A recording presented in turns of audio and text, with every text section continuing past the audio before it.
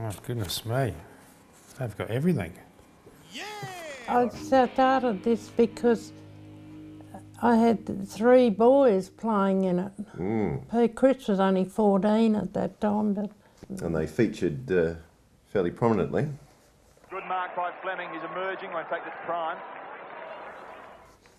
yeah, We were lucky. Joey Burgoyne goes to pick it up.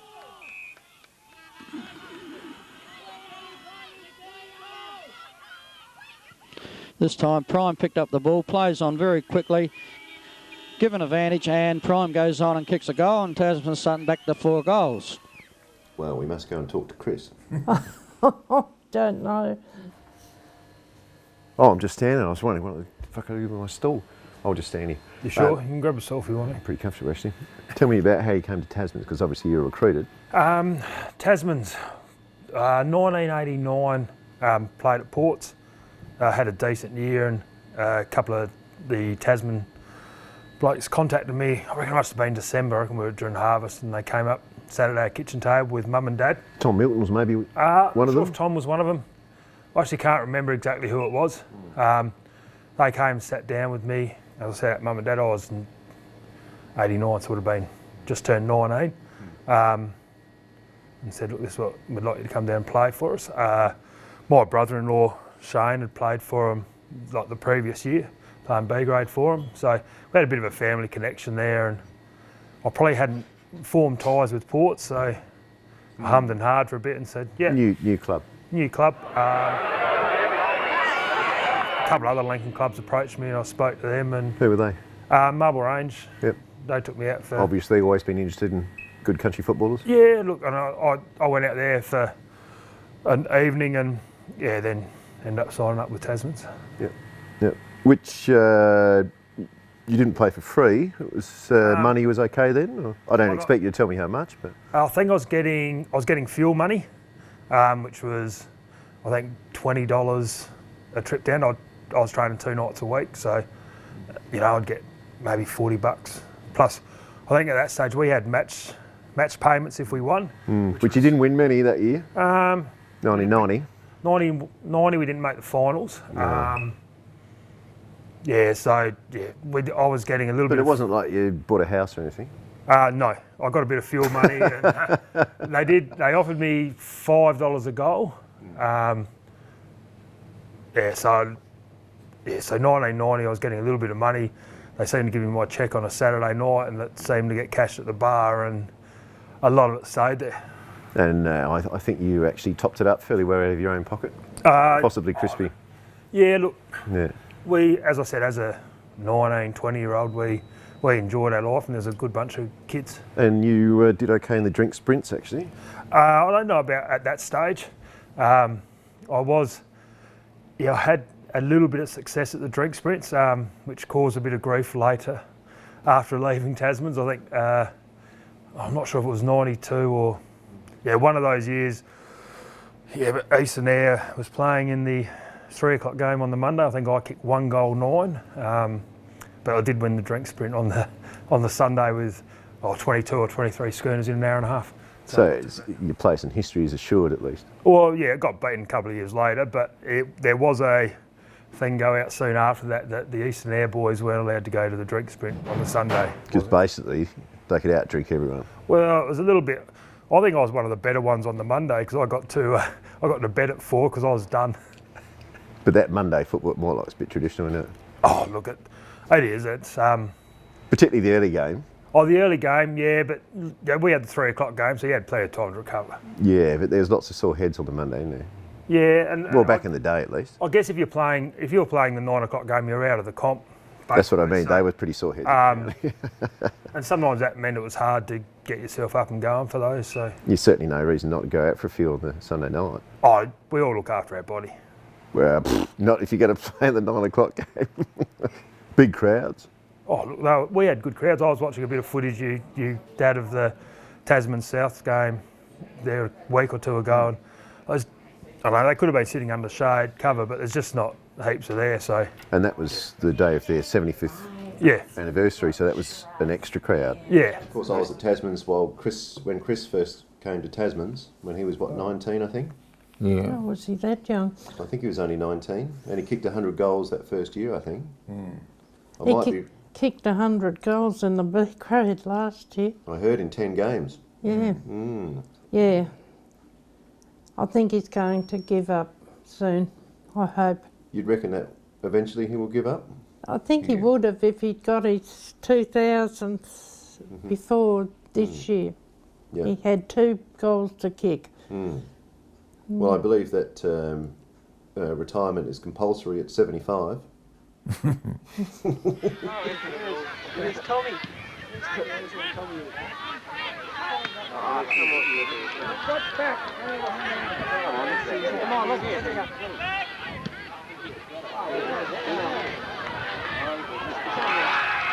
Yeah, but briefly, that 87 grand final was pretty good, wasn't it?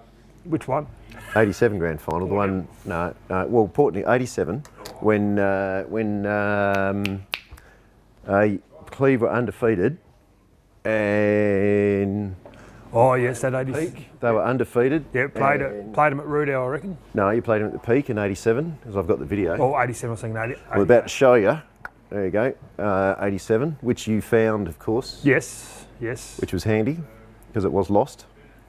But it was in the box up at, in that cupboard, which was handy. And so you came into that, they were undefeated, they were playing good footy, and you kicked 4 goals, I think. Oh, yeah. Once again, we had good blokes around us. Like, I think I came in, I was a half-forward flank at, 15, 16. I was lucky I'd grown a little bit in 2 years previously, so I was close to 6 foot, so... already at that stage. And Yeah. You're probably right. Had a little bit of protection around me with a couple of brothers. So. You did. And Because no one was messing with... I mean, you had Heinzie there as well. I mean, that was a tough footy team, wasn't it? It was, but like, when you're as a young kid, you come into a senior side, like, you want those bodies around you. Like, and even today, like, if you've got a bit of experience around you, you grow an inch or two because you know you can, I can have a go at that. And, yeah, if you do something wrong, they'll tell you. Yeah. But if you do something right, they'll get over and praise you. So, look, we had some good footballers go through there, like, Brenton Bear and Chook Fowler and Bruce Hines, like, outstanding midfields. 86. I first played my year in 86 with the likes of Pete Masters, John Masters played in late 85. Yeah. But we were young kids coming into a senior side, but that senior side was programmed to win. Like, we're going to win, and like, we just thought nothing of it. So that, did you actually get on the field in the 86 grand final? 86, full forward line was A prime, P prime, C prime. So I started in the forward pocket. I think I kicked a couple.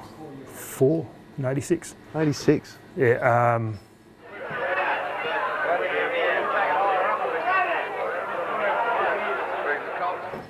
Because in 87 you were 16, so you were 15 in 86. Yeah. Yeah, played 86, 87, 88. Wow. So all 3 of us played 3 premierships together. We've got a photo sitting at home with all 3 of us standing there together. So, yeah. What have we got? Well, I've got some little... I marked Chris Prime here. We'll talk about Prime. Let's talk about Primey. Good pass by Stephen Milton straight to Prime. Because obviously you were there when he rocked up as, what, a 19-year-old? Yep. He was a 19-year-old from Port Neill. Yep. Who turned up with a big reputation and a different nickname. I don't think he had Tractor then, did he? He was nicknamed Tractor by Greg Caldwell. Yep. He was. Look, I can't talk highly enough of him, not just as a player, but as a person, and his family were amazing. I'm really pleased he went down and had a crack at Norwood, because I think it's something you can always reflect back on. And he was a very handy player at league level, so he wasn't an average player. He was a good player, and playing a key position in that comp was, it's a big thing. So, all credit to him. And it's great that he's still putting in for the community, and he's still having a go, which is fantastic. He's still playing and he's still coaching. Brilliant, and giving back. Coaching the kids. Giving back, which is great, yeah. Yeah, 2021 Tumby Bay B grade. Where's Crispy? There he is. Lovely. Crispy Prime, ladies and gentlemen. At 72 years of age, can he kick the goal?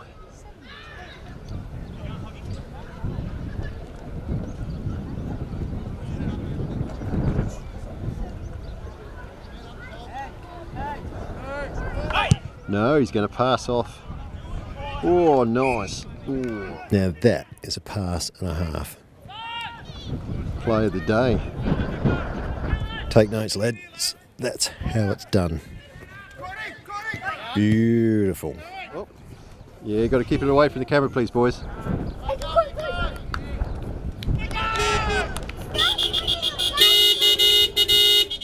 And look, I think Chris, you know, when you see like that, you think, oh, you know, kick, mark, goal. You know, that was the way people probably saw him. You see his statistic, but he was a very strong team player.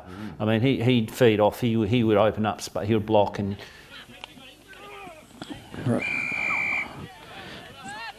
Very hard tackling there. Tasman's not giving up, tackling the ball hard.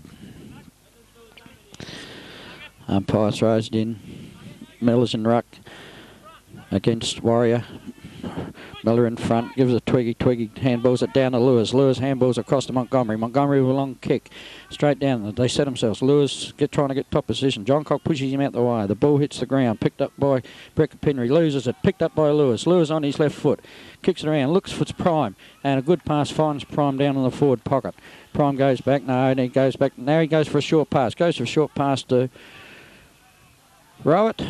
You know, I remember a funny story about Chris. I remember one day I played him and I started him at centre half back, and he wasn't happy. Holding the ball's been called, and this will be taken by Casanova. Casanova plays on real quick to Easton. Handballs to Easton.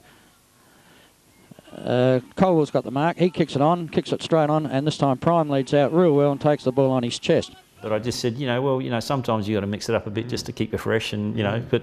Oh, that could have been a scoop out once again, but it's picked up by Nesbitt. Nesbitt aims for the goals, heads down. Prime goes out after it, and Prime takes the mark. Tasmans are probably fairly lucky there to get out of that.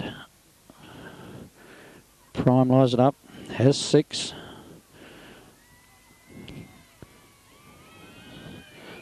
And it's a long umpire goal. Umpire has not moved, and that's another goal to Tasmans.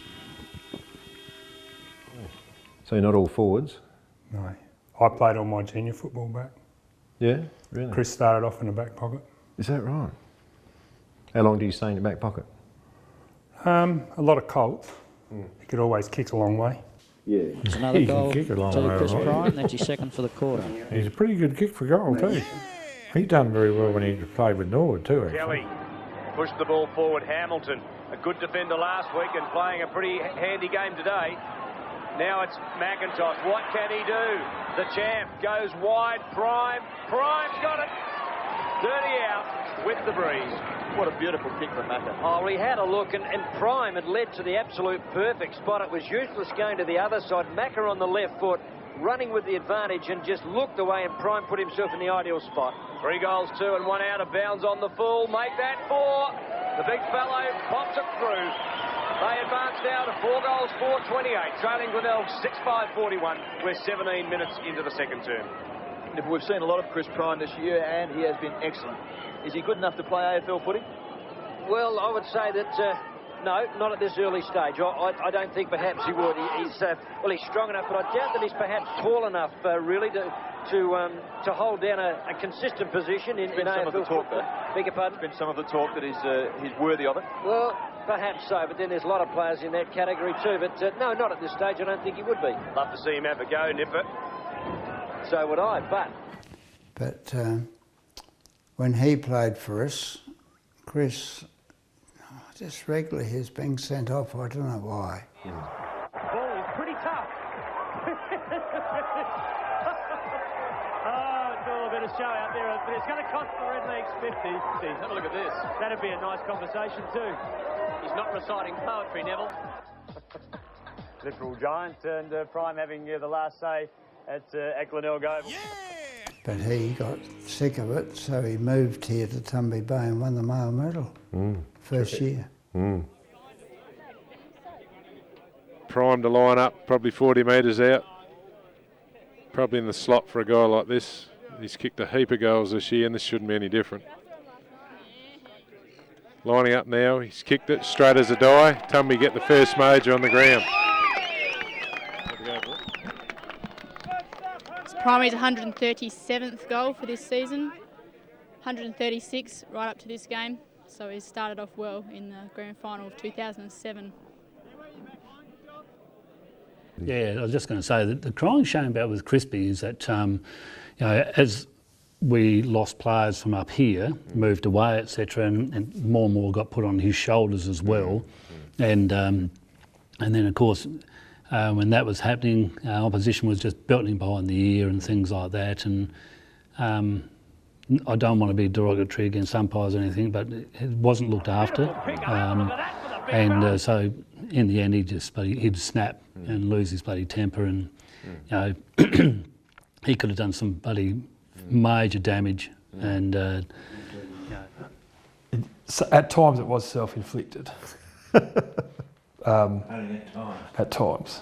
There were a few umpires that I had obviously rubbed up the wrong way through time. At least one that you hated and they hated. Yeah, that was due to cricket though.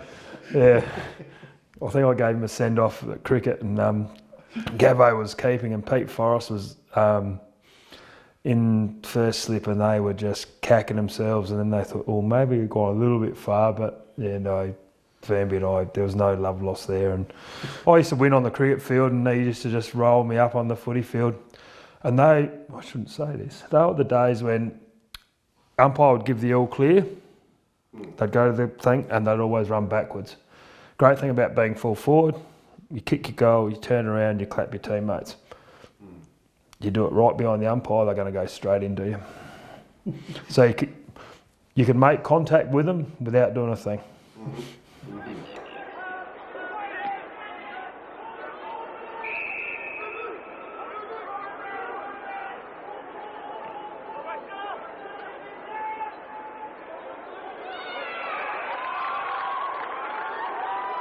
But yeah, there was a little bit of white line fever.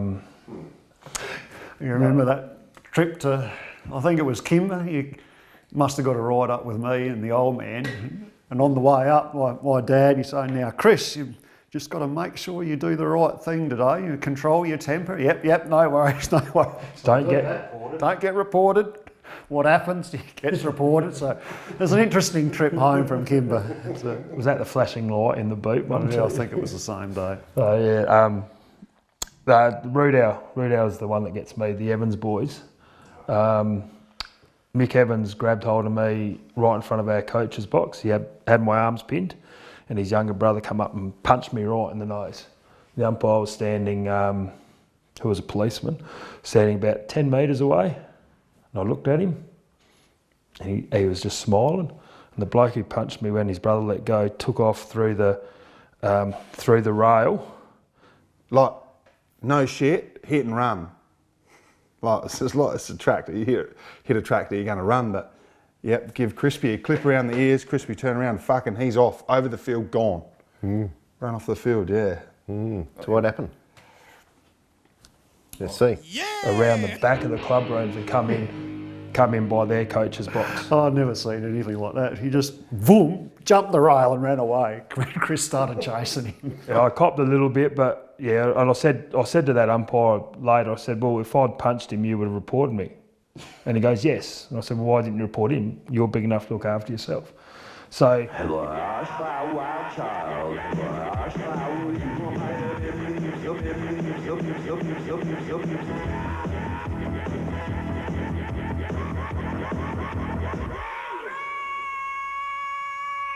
So it went both ways. Like, yeah, I gave it out, but I was copping it with no protection. So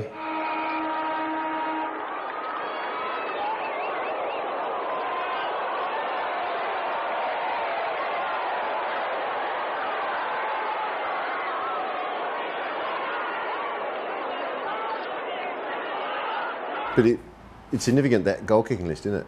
Because you see going all the way down to about 6 6 goals for Chris Prime in a season, there's something wrong. Yeah, and that's when they just threw him wherever the ball was. So he was playing centre half back, you know, because the ball was probably spending most of the time. And yeah, not much point being at full forward. Back line, and that's, I think it was a breath of fresh air when he came to Tumby, and that, you know, suddenly the pressure was off him, as he mentioned earlier in some of the interviews. That back to Prime, another goal. Yeah, he was being targeted, rightly or wrongly. They get inside his head and go a long way to winning the game for the opposition. Well, when he came to Tumby, he was not the focus anymore, because they had quite a few other good players running around. And yes, he was full forward and he was kicking a lot of goals, and he demanded the best backman on him, but there was a lot of others, or two, hanging off him. But just the weight of numbers of the football coming into the forward lines. You know, and a player such of his ability, well, he was going to kick a lot of goals, and he was super fit when he came to Tumby. Like, even by his own admission, that he was just as fit as when he was in his Norwood days. He got himself really went for cherry ripe for it. That's 150 for Primey. Primey's cracked the 150. And the Tumby Bay supporters are happy. They've been keeping count all season, and he's got the 150. Coach Richard Horgan was unsure as where to play him, and we got to play him full forward. That's his go, and I think he trialled him at centre half back in a match against Waybacks pre-season. I think he kicked 6 goals up to half time, and then Horgs threw him back. What, centre half back? No, at full forward, and then he threw him, or either vice versa. He threw him back there to centre half back just to test the water, see how he'd go there. But first game of the season, he was at full forward and probably bagged 10 and never looked back from there. But yeah, I love that story about him not getting in the squad at Norwood and then kicking those 7 in the first game when he had his chance. I mean, yeah. Yep. Kicks it in straight onto Primey's chest. As I was saying before, a bit like a training run for Tumby there. Too many loose players, and Ramblers need to get on their man.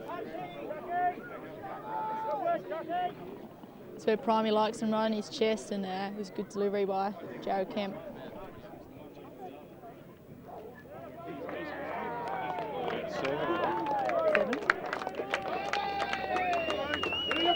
Primey's kicked another one for today. Yeah, it was detrimental to my football and changing clubs. I was a little bit quieter when I got to Tumby, but yeah, it was just that a change was a free. Took the load off, because there was sort of you and me carrying and Andrew carrying most of, well, don't want to sound like a big head, but we're carrying a fair bit of the weight of the team. There's a lot of young kids playing, and at the time, and then so you go to Tumby when suddenly it's coming laced out, and you don't have to work your guts off, and you're not copping it from everyone else. Because he did get a fair bit of attention from other teams, because they knew, oh, if we can fire him up and get him to do something silly, well, then it's going to be advantageous to us. Come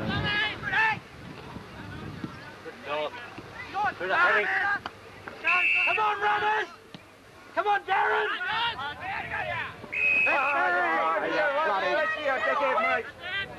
Get like your brother, you donkey. Get a hand between your ears. Hey, Jacko! Hold! So my first year at Tumby, the assistant coach at Ramblers was from Cleve, and his tactic to his fullback was just punch him. Because that worked at Cleve.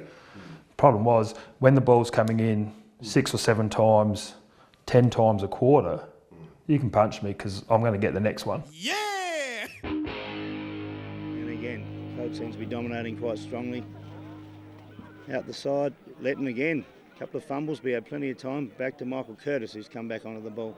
Chips it up again, looking for Prime. Prime seems to be firing right up, and he gets the ball and just busts through the pack, handballs over the top to David Butler, and walks in, metre out, and chips through. Very unselfish Prime with 100 goals this year.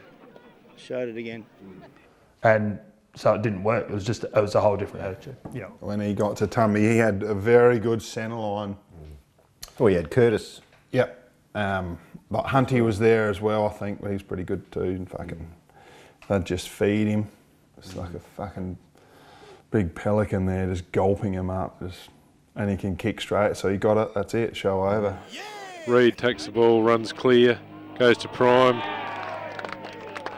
Just a bit of a training run there, really. Lining up for about his 4th or 5th, I suppose. Number 6, they reckon. Should be bread and butter stuff for him, straight out in front.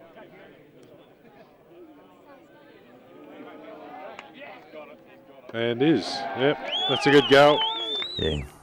Yeah, well, and he was how old when he first came to Tumby? I think he would have been 36. What is he now? Just on 50? Yeah, he was pretty good age. And that was at 207. So you know, he was freakish. He was just a gun, Primey. And I mean, you know, I remember when he came to the club and we were sitting there, Richard Horgan and myself, and Hog said to me, he said, I reckon if we can get, you know, 40 or 50 goals out of this guy, it's just going to be something the club hadn't had, you know. And then he comes out and kicks 156 and wins the male medal, 14 in the grand final. But he was a star, Primey. I mean, Jeffo looks for Prime, puts it right out in front of him and kicks it to Prime. Prime's having a pearler of it today. just when you think his career is probably done and dusted, he's joined Tumby Bay and at 36 and started again. Kicked over 700 goals at A grade level and still going in the B grade. How many he's kicked so far this year? Oh, he's been injured. Like, he's played a couple of games, kicked 12 goals. It is Chris Prime. He rarely gets injured, but he's missed the last few games with an injury. So soft tissue probably at that age. It could be. Probably. He seemed indestructible. Like, it just the whole time he played A grade for Tumby, I can't remember him, you know, in about 8 seasons missing a game. He was very durable. He's done this before. And the ball will be taken by Paul Casanova. Paul goes with a long kick down to the forward lines. And a good mark to Prime. Come across in front of the pack and took a strong mark. He'd probably be about 25 metres out from goal, straight in front. Reynolds Road comes off the ground, taken by Weepix. It's a big kick, and the goal umpire's hardly had the move, and it's a goal kicked by Prime. So 2 seasons with Tasmans and then back to Ports, and then from Ports across to Adelaide. Yep. In 1993 he went over. He went back there, then he went to Norwood. Yeah. He went to Norwood for a couple of years. And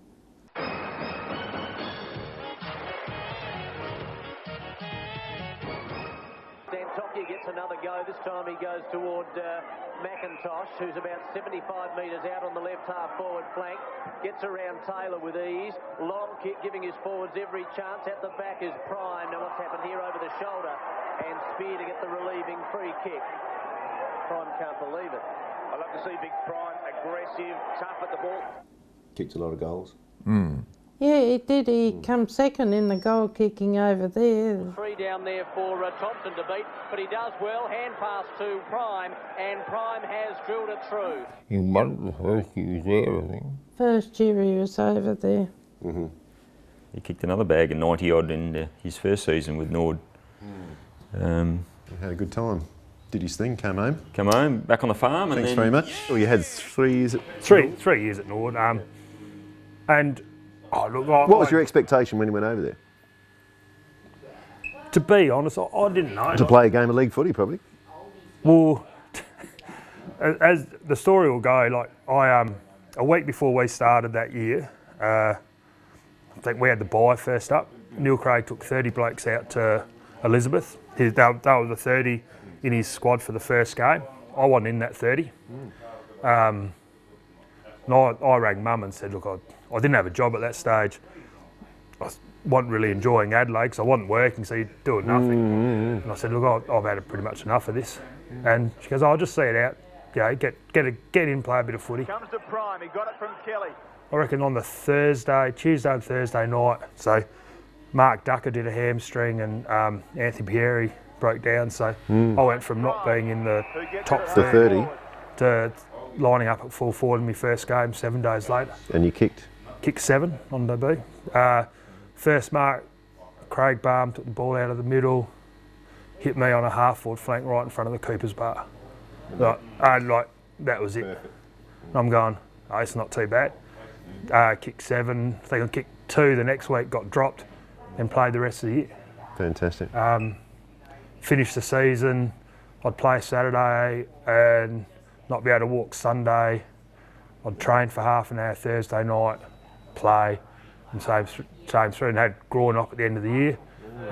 Here's Irvin from the far side, left half forward, good kick. Oh, what a strong mark that was, taken down there by Prime. The truck in Chris Prime. So that's why you came home eventually? No, the farm next door came up. I had a choice. The boys were doing it pretty tough back here. Like, you know, you either, you know, if you want to come home, come home. If you want to stay over and play footy, we'll work the farming side out. So it was a little bit of, you know, would have been 24, 25. What I want to do with the rest of my life. I could have played footy for a while. But I still am, but yeah. Merinos are forever. Oh yeah, farm, like that's what you do. Like, I'll farm for another 10 or 15. Well, if I'm like Dad, another 40 years. So, you know, I can't play footy that long. No. Apparently. Although you are disproving that theory, Chris. Oh, I'm only 50. And you, how many you got this year so far? Oh, I only got a dozen. But yeah, look, but yeah, I go out and enjoy myself. Like, I still enjoy the after game banter, and really enjoying now. We've got a lot of young kids playing B grade for us in Tumby, and while I'm coaching them in the Colts, it's even better when you get out there on the field with them and you can actually give them practical instruction. You go, okay, you go and stand, you know, you stand 5-10 metres in front of the goal square. They're having a shot here.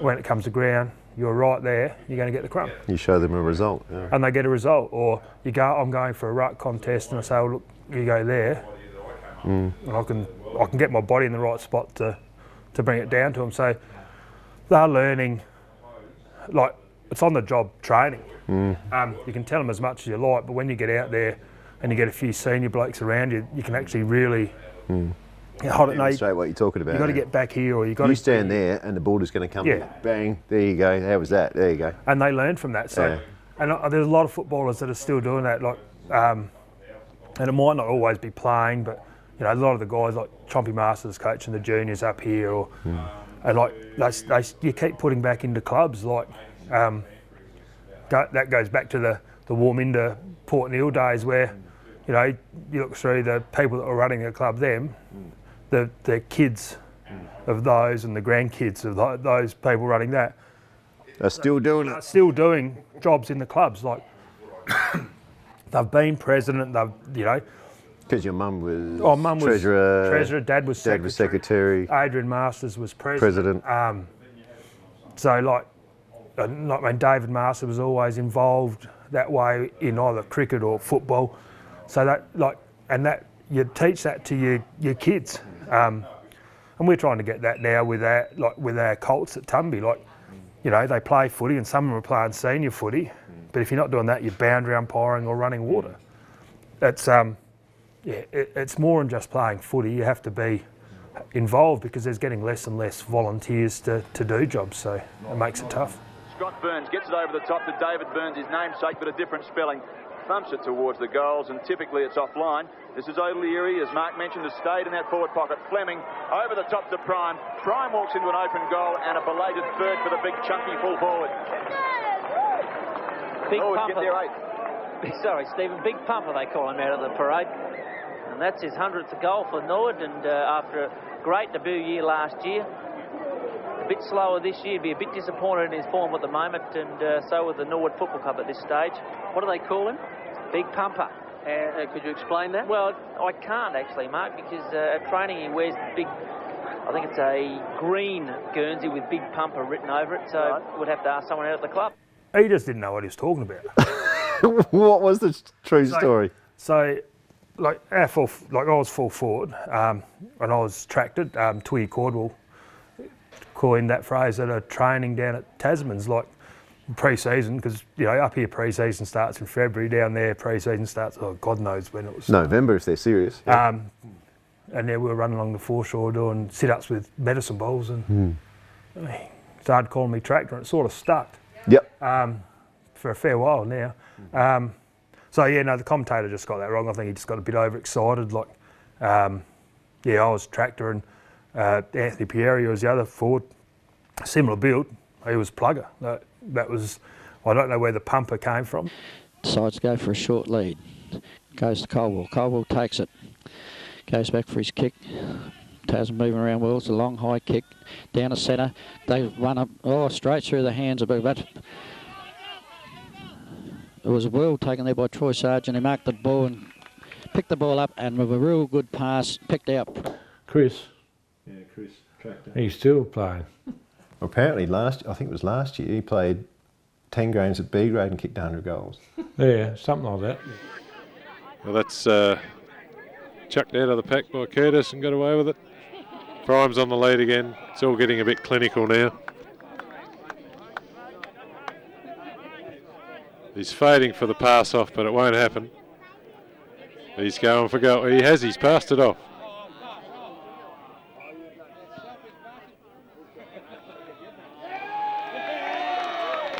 Yeah, another easy goal, just too easy. Yeah. Pretty good effort. He was a big lad. Oh yeah. Yeah, he carries a lot of weight around. Oh yeah. Ramblers look heavy in the legs, slow to get to the contest. Oh, there's an inherent boot in there somewhere from somebody. Got the ball, shovel the ball forward. Still shoveling the ball forward. Ramblers get a handball out. Clawton struggling to get the ball up, gets the handball forward. Straight to Tumby Bay to Fleming. Tractor's leading to the ball. Misses Hunt. Got away from the Holman tackle. That's just not skill, that's just weight. Too light a player trying to tackle that, it's just impossible. I think the thing I loved about him too, just he was such a skillful player. I don't think people realised how skillful he was. I mean, big man obviously, but he certainly, it took Tumby a while to understand that you couldn't bomb the ball in, because I think by his own admission he's not a leaper or anything like that, but his ability, if he got in a one-on-one contest on the run, people couldn't get around him. And I remember a day he kicked 12 here against Ramblers, and it was, Tumby and Ramblers have got a pretty strong sort of rivalry, I guess, that's been built over a number of years, and he kicked 12 here on Tumby Over, 12 out of 17, and had some good players standing to him. I mean, Simon Pedler was still a gun player then, and they threw everything at him, and it was just almost that little turning point, I think. That's where Tumby sort of thought, well, we're on here. And goes for a bit of a run, not the best of kicks. Prime needed it right in his chest. 2 on Prime, hasn't got it. Played for it well there and got the free kick. Primey can kick these big long ones. We'll have to wait and see. Might not quite make it, but looking good off the boot. And it's got through. Chris is probably the guy that to me, is the country footballer and all the ones that I've seen that could have the biggest influence on the game. Yeah, you just turn the game on its head. And, well, a bull of the cage is not quite the right thing to say, I suppose, but he would have determination and would go through.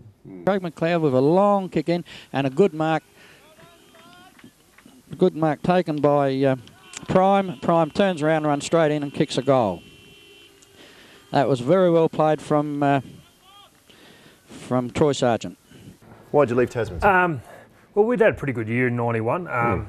Personally, I'd kicked 100 goals, which you did, which was a bit of a buzz. I said before about my match payments, but I was on $5 a goal in 1990, and 91 they did up it to $5 a goal, and they'd double it if I kicked 100. And I did change. I said, look, if I kick 100, rather than doubling it, I'd like a keg of beer for my 21st. So when I bought up my 100, that was a keg of beer for my 21st, which that was a bonus.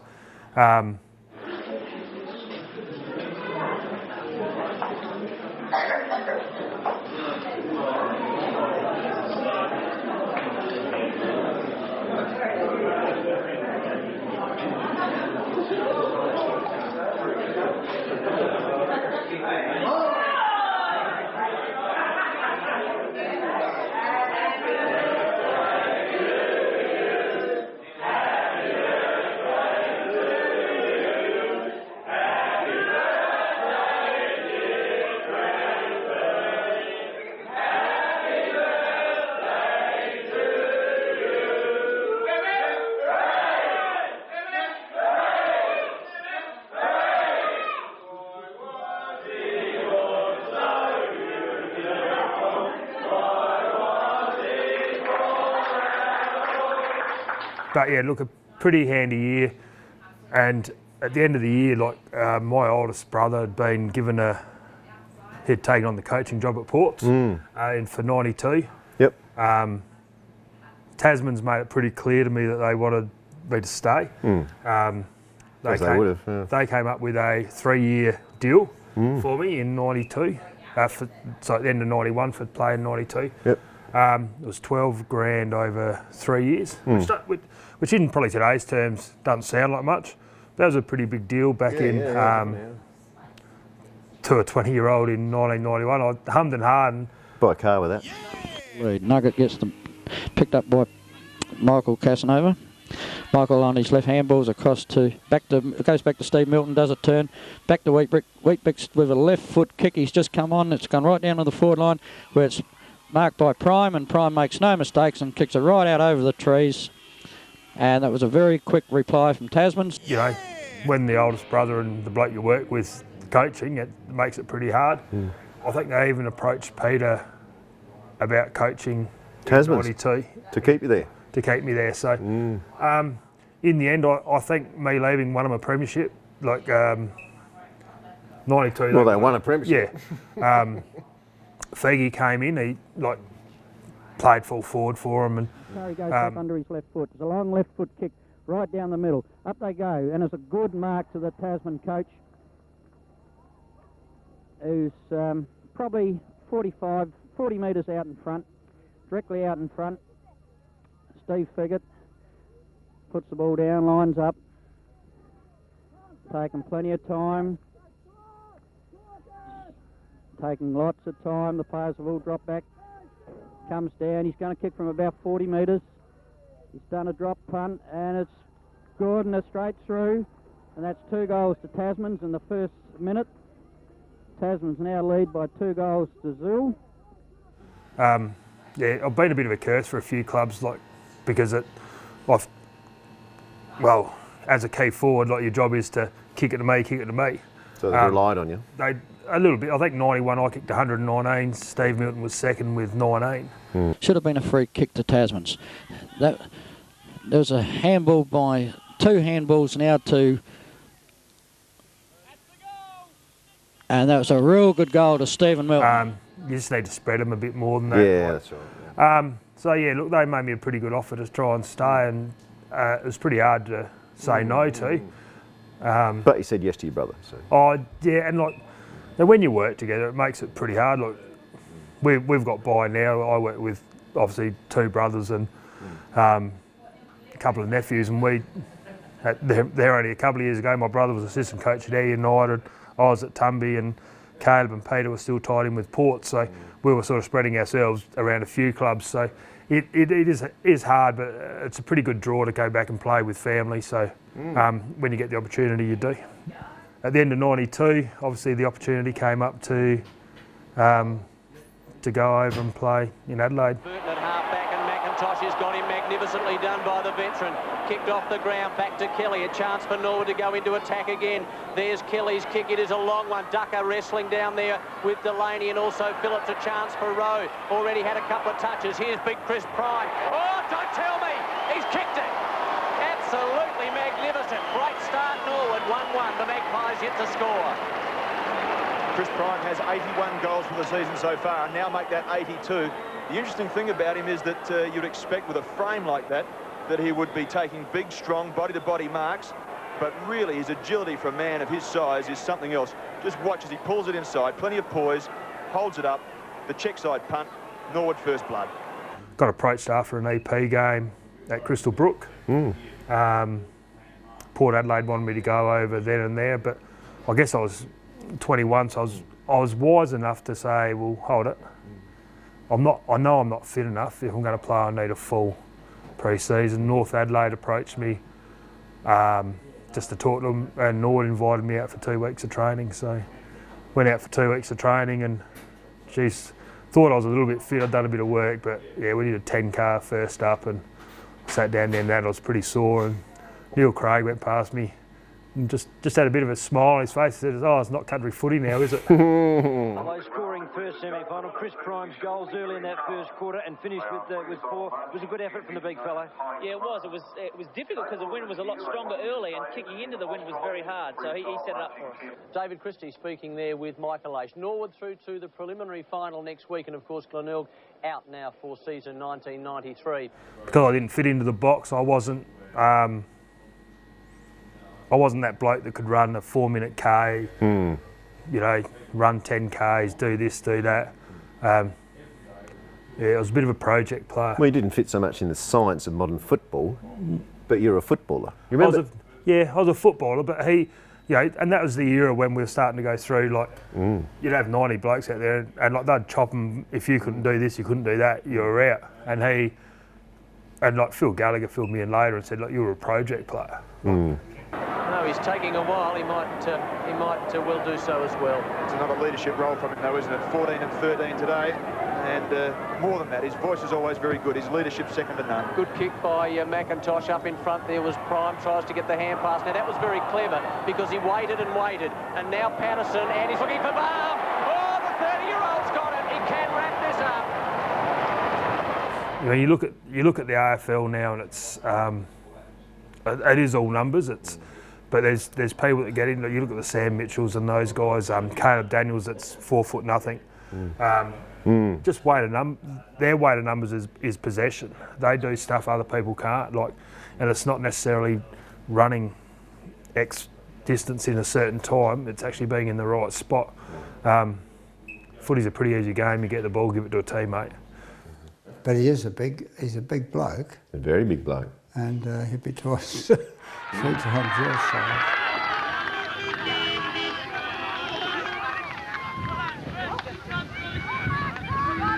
Working back is McKinnon. This is Irvin around the body. It's a long kick, it's a high kick. Prime, beautiful use of the body, snaps at goals, and he's got his third. Norwood get their 6th, they're 6-8. West Adelaide are 4-12, we're inside half a minute into the last quarter. Well, that was quite spectacular play by this big full forward. Have a look at this. Have a look how well he traps it. It was quite extraordinary. There's Irvin's kick. Look at this. Bang. Perfect bounce for him, but he just trapped it so well.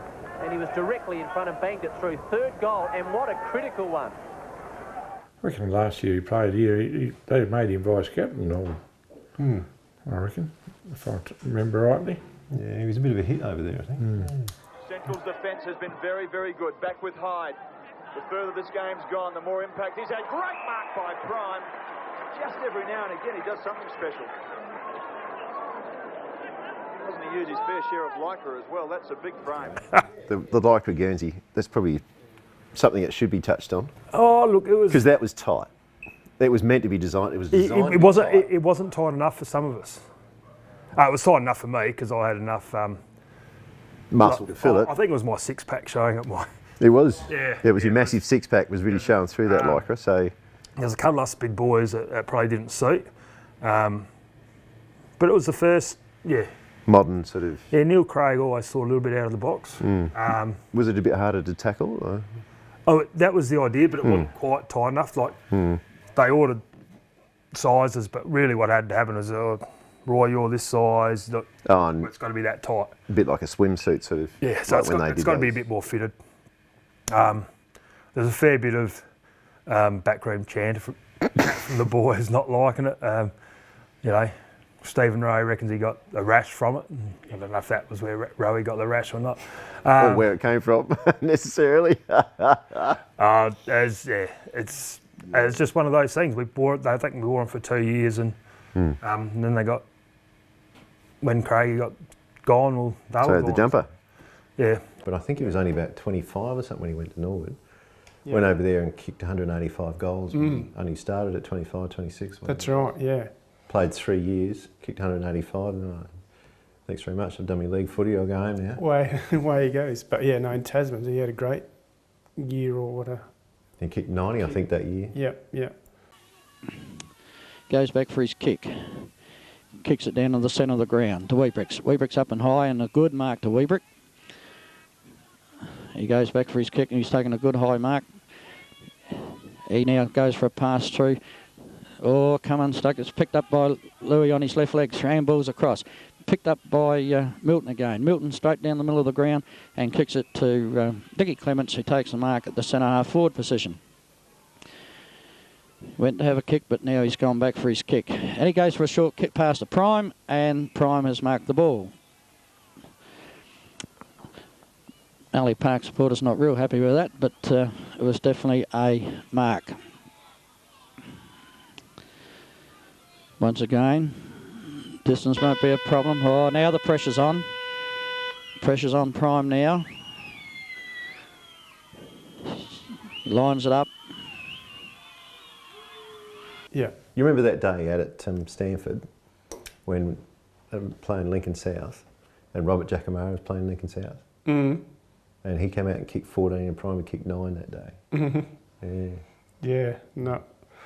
It's amazing forwards. But when Primey arrived in Port Lincoln in 1990, and there were some big goal tallies from, I've got one here where he kicked 13 goals, but he wasn't the only one. I think Giacomo might have kicked, might even be a discrepancy. I remember one day at Stanford, Giacomo kicked 14, Chris kicked 9. Yeah, here we are, scoring spree in round 1. So, and this is his second year in Lincoln footy, but Prime 15 goals, Mick Hegarty 14 and Darren Rule 11. Darren Rule, yeah. And I think Rawley might have kicked 100 that year as well as Primey. But there were some big goal tallies back then. Yeah. There's some great full forwards like Primey, Giacomara. Yep. Giacomara was, yeah. And he was incredible. He didn't look like a footballer, but he was. I reckon the saddest day, I can still remember Chris Prime telling me he's going to Tumby Bay. He told me in the Port Neill pub I was crushed. Again, I just find it a crying shame that he left up here under the cloud that he did, went down to Tumby Bay, but he absolutely has slaughtered it down. 1-on-1, he was unbeatable really.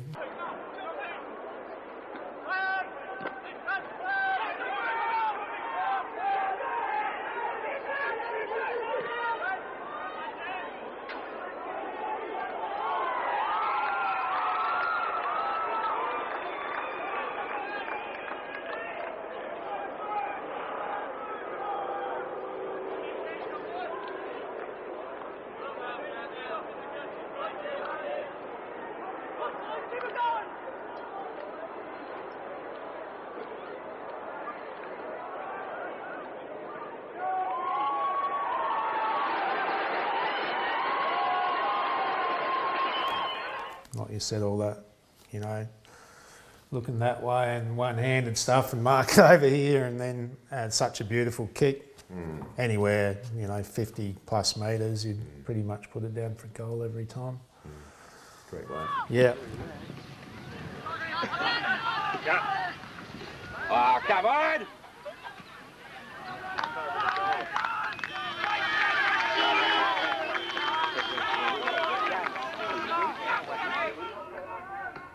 That's Gav Masters, I think. That'd be Heinzie, I think. That's Heinzie. He handballs to... Definitely Heinzie. He handballs to Chris Prime. A young Chris, isn't it? 16. Definitely Chris. Yeah, that's definitely Chris. Yeah. And yeah, the 3 Primes, they're all goal kickers. Some people are great footballers, but they're not goal kickers. The Primes, the whole 3 of them were goal kickers. They knew where they were and they're very accurate.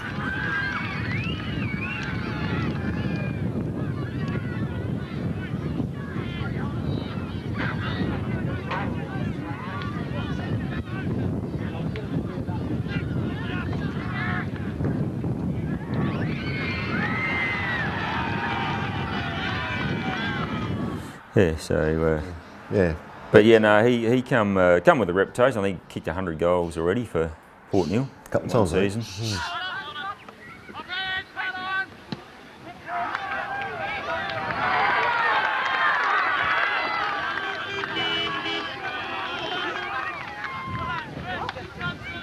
Yeah, and so yeah, he was a good recruit for us. But it was more about, it wasn't, yeah, I mean, he was a great footballer, but he was also infectious for people around him. Like they wanted you know, after the game, Chris was larger than life. He's a big fella anyway, but he was good on the social side as well. And remember that time he turned up in those stupid thong feet things? Yeah, he did that. The big sort of things. He liked his dress ups. He liked. He was a very good drinker. Fantastic. And one of his tricks was on a Saturday night to drink a schooner of beer while he's doing a handstand. So, you know. I think he might mention it here, but the drink sprint, I think he pretty much won it every year. Cleaned it up pretty well. Yeah, no, he was good. I mean, we had, you know, on the Mortlock Shield weekends, I think the boys have probably heard this a few times, but you'll probably remember it too. We had plastic. Remember, we had to lay plastic all over because it was just it was a swill, really. Because that was a Tasmans thing, wasn't it? Yeah, it was. But then, you know, we'd play on the Saturday or whatever, and then we'd have to go to training in the morning, and then you'd go and get on the turps with the boys in the afternoon, and then play again on the following day. Yeah, and he liked his drink sprints. Yes, he won all of them. Tasmans at Mortlock Shield on the Sunday, you'd have the drink sprint where you could, I think you paid a fee of $10 or $15, and you had an hour and a half to drink as much alcohol as you wanted, and it generally didn't stop there. No. So I think that started at 11 o'clock, 10 o'clock in the morning, and then it would flow right through. Once the drink sprint was over, you would go out into the members bar and carry on drinking. We'd carry on all afternoon, but he held the record for the most schooners in that session of drinking, like an hour and a half or something. 20 schooners, I think, he had the record. And so not only could play football, he could certainly chuck a few down. Yeah. and I think he could hold it pretty well too. Yeah, no, I'd never seen him be sick, so he might have been, but...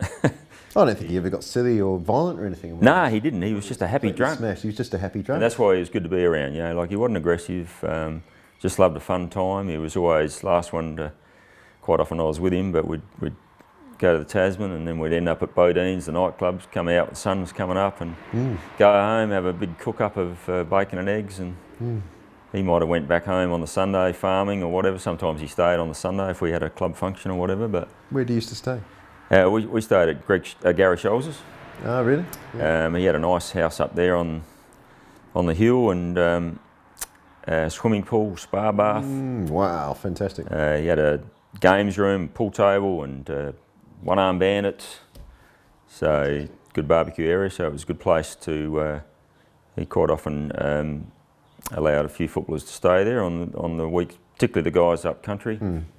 They needed a place to stay on the weekends, and Gary generally had a few spare beds for them.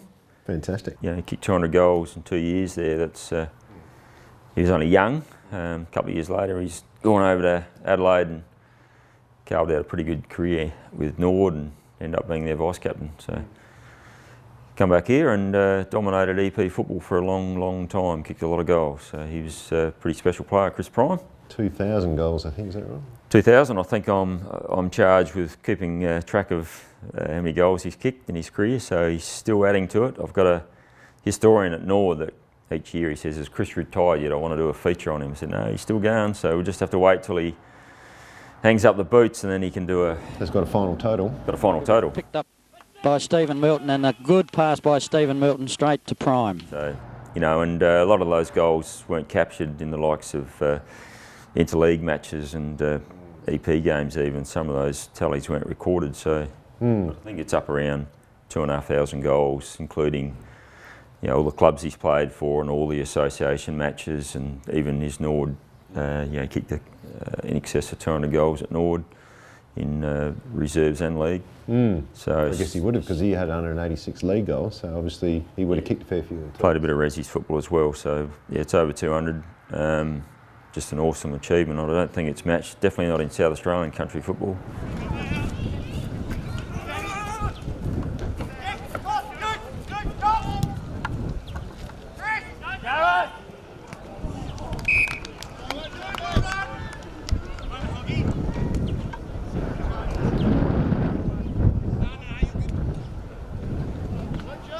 Chris Prime, at the tender age of 50 or so, lining up for goal number 2, the year 2021. He just doesn't get old. It was good? Yeah, it was good. Thanks, Roy. All right, cheers, yeah.